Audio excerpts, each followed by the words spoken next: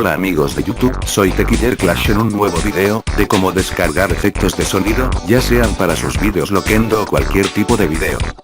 Lo primero que tienen que hacer es irse al link que les he dejado en la descripción del video, que los llevará a mi blog.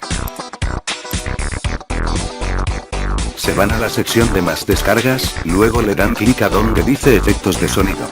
Los llevará a esta página, luego bajan para abajo. Perdón, luego bajan y le dan clic al botón de descarga que los llevará a la página de Mediasphere. Ustedes le dan a descargar pero yo no lo hago porque ya lo tengo XDDD. Una vez descargado, les quedará un archivo autoextraíble, ustedes le dan clic derecho, luego abrir, o si no solamente doble clic XDDD.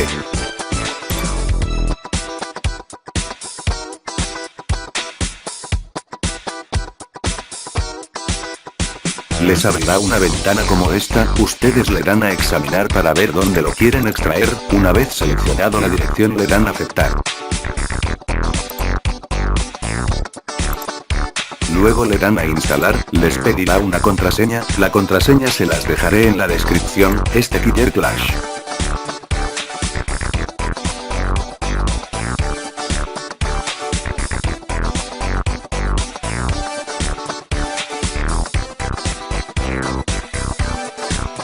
Una vez terminada la extracción les quedará una carpeta, en esa carpeta estarán todos los efectos de sonido, en realidad no sé cuántos son pero sí sé que son buenos XD.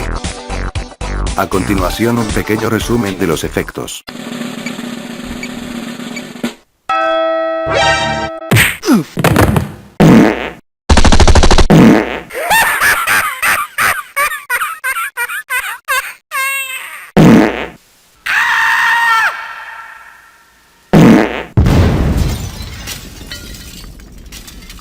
Bueno amigos, esto fue un pequeño resumen de los efectos, así que ya saben, si les gustaron los efectos los invito a que se suscriban si no lo han hecho, darle manita arriba al vídeo, hasta la próxima, bye.